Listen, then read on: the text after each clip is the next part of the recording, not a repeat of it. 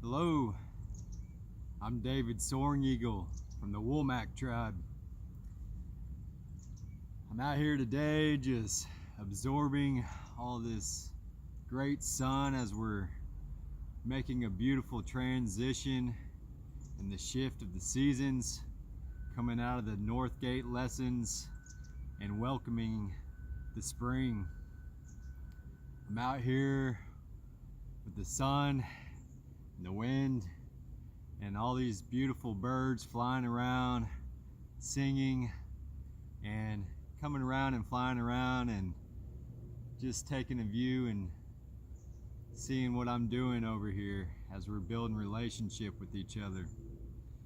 So anyhow, today I wanted to come and share a skill that I've learned, and it's going to be creating a friction fire with the bow drill set. And I haven't done this in a while, so I decided to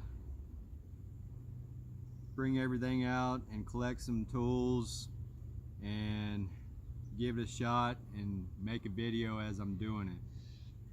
So with that being said, with friction fire, I always like to sink in and really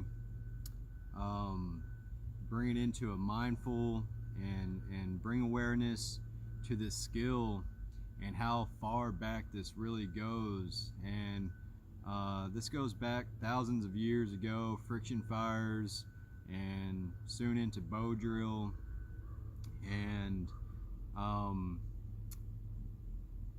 universally, all of our ancestors at one time was creating friction fire. And the element of fire to me, is a very beautiful element and very powerful element. And I just want to say, bring it in and say that I'm very thankful for all of my guides and teachers that have taught me the skill and the steps, and being mindful and really bringing appreciation into everything that I'm doing and sharing and learning. And anyhow, so to me, and from how I've been taught from my teachers, that has been passed down generations, and from their teachers and guides, and this beautiful element of fire is something that is very important, and it's something that is within all of us. And that fire, that element of fire, was very important back in the days to our ancestors for not only for warmth and cooking food, but it was something that families grouped around together and dumped their prayers into. It was a very sacred element. And anyhow, it was looked at as the bridge between the two worlds. And the sacred fire from the third dimensional world is the bridge to the spiritual world. And that's how I like to look at it, and that's how I like to respect it as well, and honor the ancestors and bring that home a little bit and let that sink in, and be very mindful of what I'm doing, and with each step and breath and movement that I'm doing with this. And I ask for guidance from my guides and the spirit and the ancestors as I'm doing this. And because to me, we are connecting to all of that. And when we make this element of fire, it is bringing back and honoring those ancestors when we're creating this friction fire, and we are dumping our prayers and our words and sharing the same warmth that resides in all of us and the same element that is within all. So without the elements, things would not come together as they are. So all the elements are very important. So anyways, with that being said, I've gone in the woods and collected some materials, and I usually use cedar or cottonwood. And in this instance, for my bow, I found this vine maple, and it has a really nice, beautiful already curve in it. And I attached my paracord here to each end, and I've made it, I wanted it long enough so I could get some good strides in it.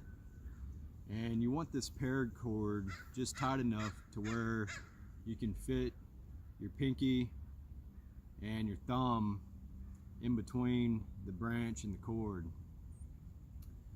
So with that being said, on the bow and the paracord,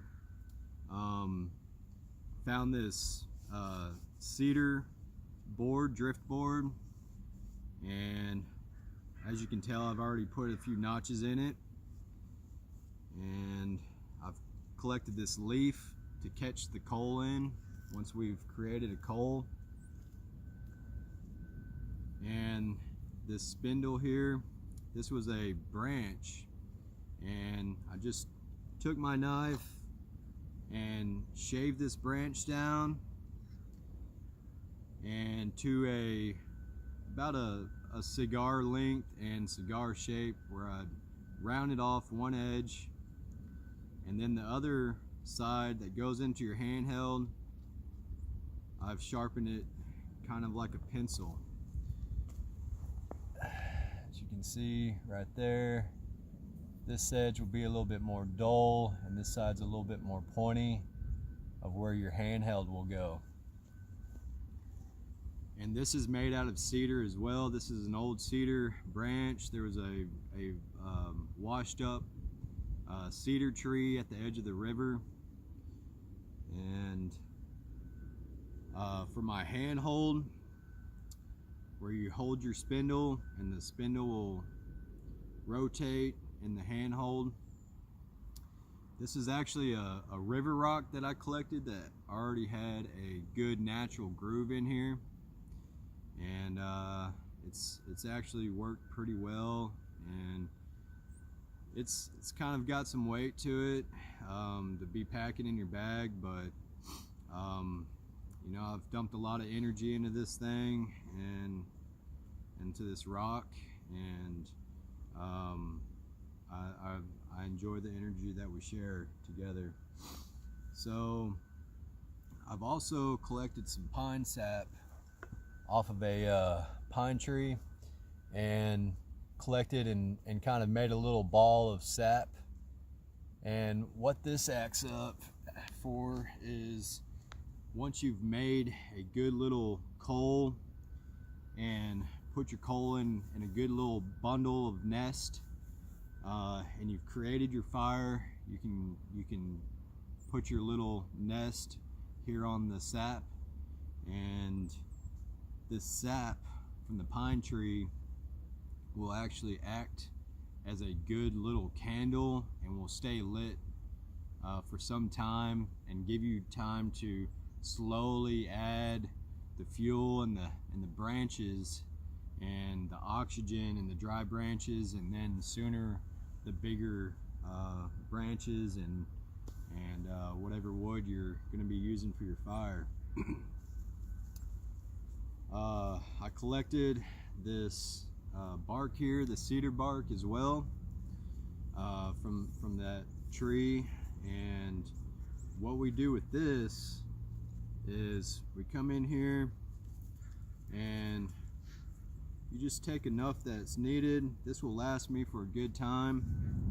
And you come in here and come into that inner bark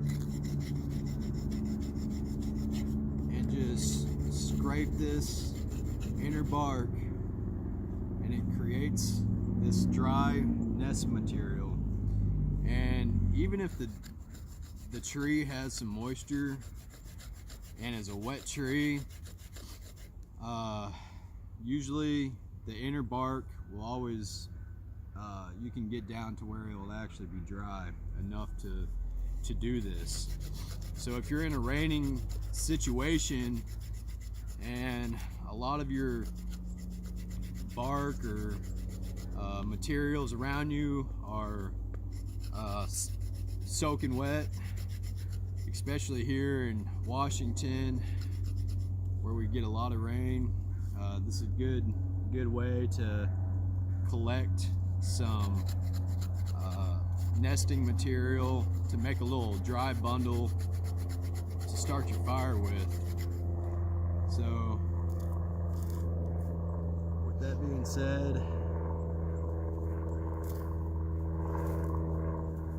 then we can grab a few of these little bigger pieces right here, and you can just rub them together, put them on your knee, just break it up, and here we go. We have a good little tiny bundle to start a little fire. Generally, you want this a little bit bigger, the size of almost like a bird's nest. But for now, just to show you an example, a quick example of how we do this, this will be plenty.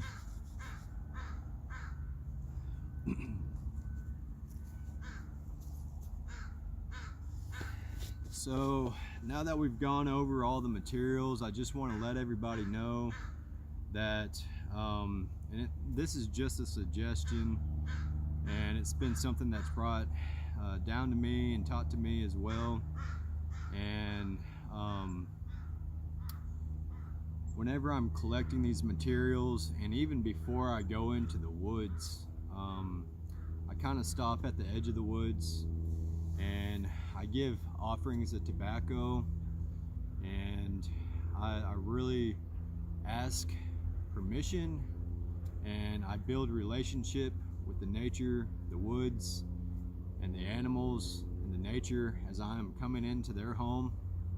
And I talk to the spirits and the ancestors of the lands for their guidance, and I give an offering of tobacco for the lessons that I will be learning at that time.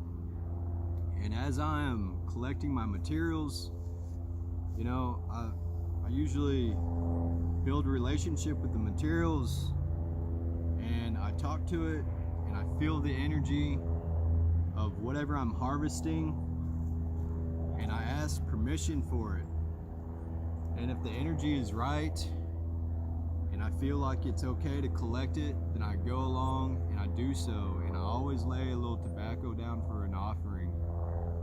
And it's a very beautiful practice, and it's something that I like to pass on, and it's just a nice giveaway and good way to keep everything circulating in a beautiful circle, right? So with that being said, I think we can move on to creating this fire.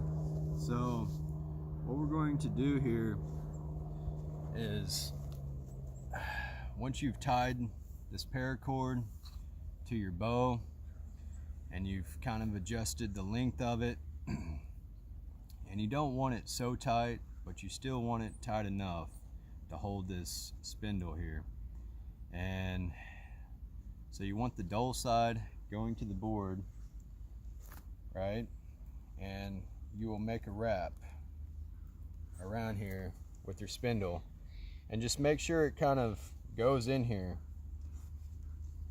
real nice and snug. And I always roll it back to about where it hits the branch here, so I can hold it with one hand. Okay, so I can do whatever I need with this hand. As I have this one, I can grab my spindle board or whatever I need to do. So once your bow's ready,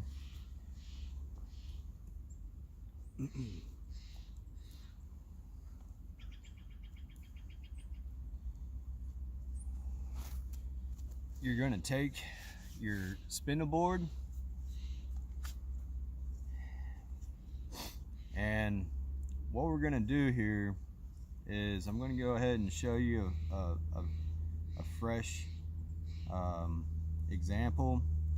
And once you've cut out your board and made a nice thick board here, and I've kind of got lucky with this. This is already kind of a pre-cut board, but if you're cutting out of a root on a tree that's dead or something like that, or this board, you know, you want to shave it down to about an inch or half an inch at least. And anyway, so you're going to come in about half an inch into an inch from the edge of the board. And when you do so, you're just going to make a little groove here, right? And once you've done that with your knife, you've made a small little groove. You're going to come here with your spindle and really press that spindle into that board.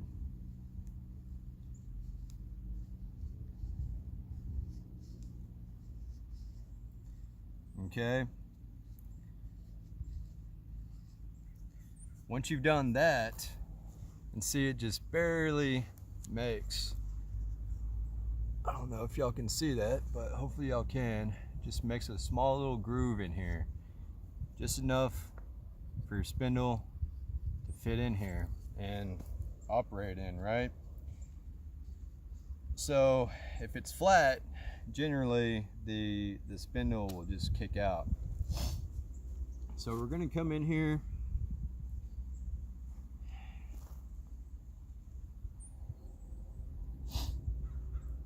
and go ahead and attach your spindle, roll it back, and grab your handheld, whatever you're going to use. This could be a piece of wood and put a small hole in it, but in this case it's this rock. And I always like to put a little lubrication in here. You can put a little spit with some grass or whatever you need. So we're going to take the spindle and we're going to step on it and put your spindle in that little fresh made groove that we just made, right? And we're going to lock this in your wrist, kind of into your shin, and lean into it. And we want to really be mindful of everything we're doing and be aware of our breath and remember to breathe as we're doing this action. And we want to be slow until we see smoke.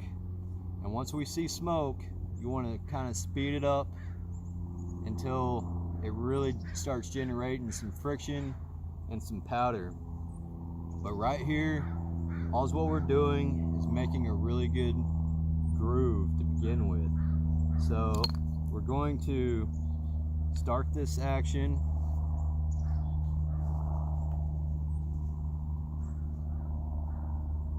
And go back and forth here. Just like this, right? So we're gonna do this real slow.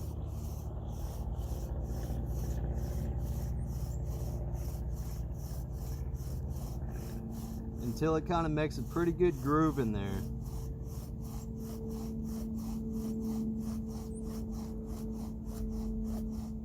We're already getting a little smoke.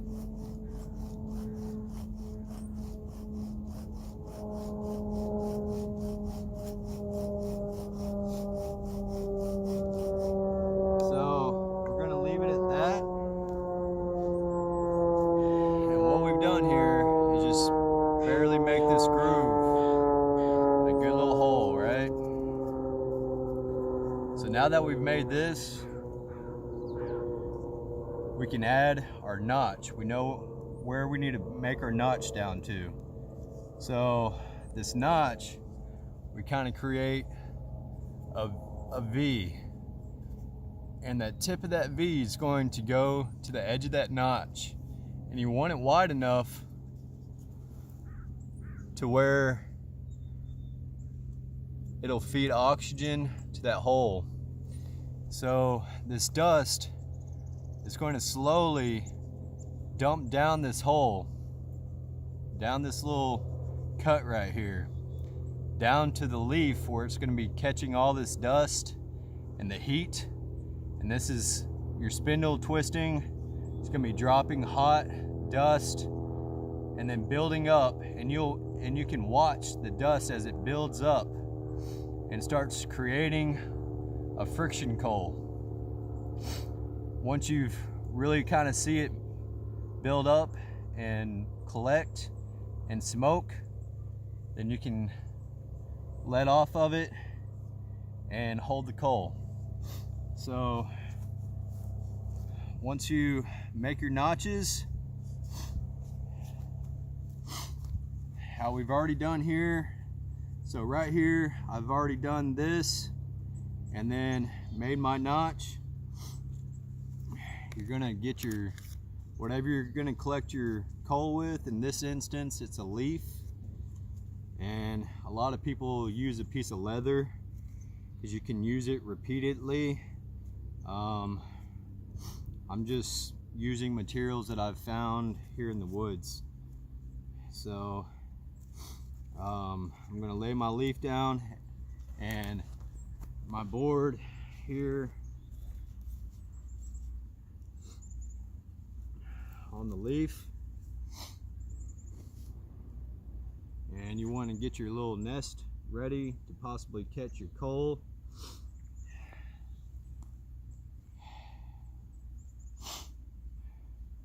And then you want to check your spindle again, and the spindle, you always want to kind of resharpen it and dull up the blade, the end of it, so you can collect dust and make friction again, just like you would on the edge of a pull stick. We kind of rough it up and then come back to this edge here and sharpen it up so it can spin in your handheld. So with that being said, we're gonna go ahead and give this a shot. This might actually take a few times.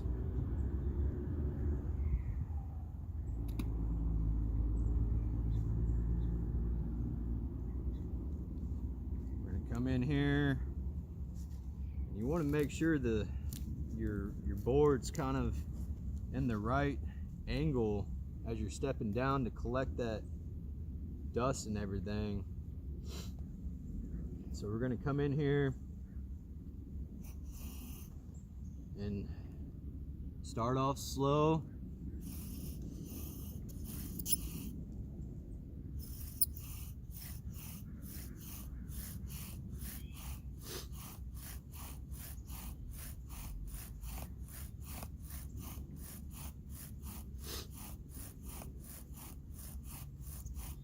And it's starting to build up some dust down in the leaf, and it's starting to barely smoke. So now we're going to speed up a little bit, and you want to usually go for about 30 seconds.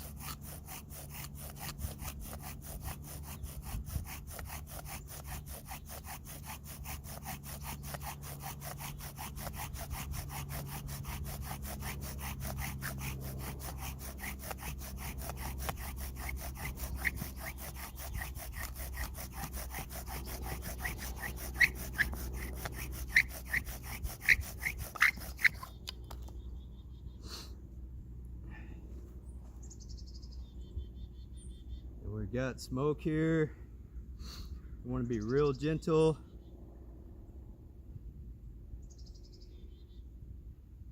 As you're moving.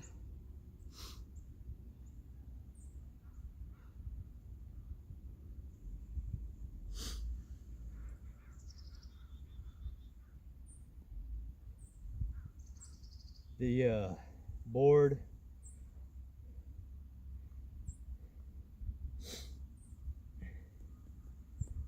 from the coal, in this case it's kind of stuck to the board, so I'm going to move it straight into my nest here, and you just be very patient with it and let it have some air, some natural air, and then just slowly breathe into it and blow into it. But be very careful because our breath has moisture.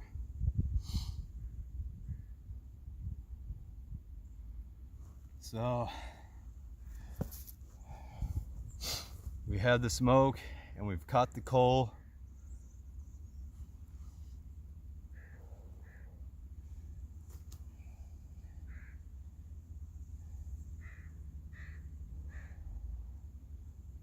And then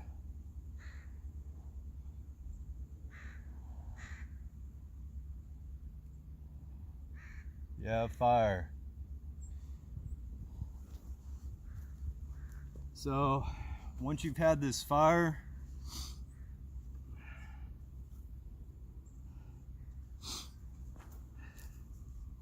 you can add other things to it, and you can put the sap, you can put it on the sap, and then put all of your twigs and everything onto it.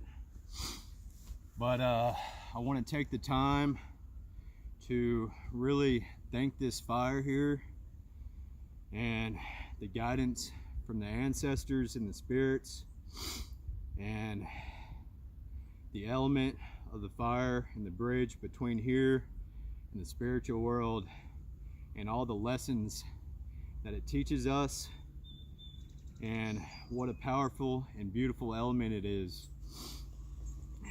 And anytime that I've created a fire through the guidance, I always like to lay down a little bit of tobacco in my appreciation of the lessons and the guidance from the ancestors and the spirits, and thank you for the materials and everything used.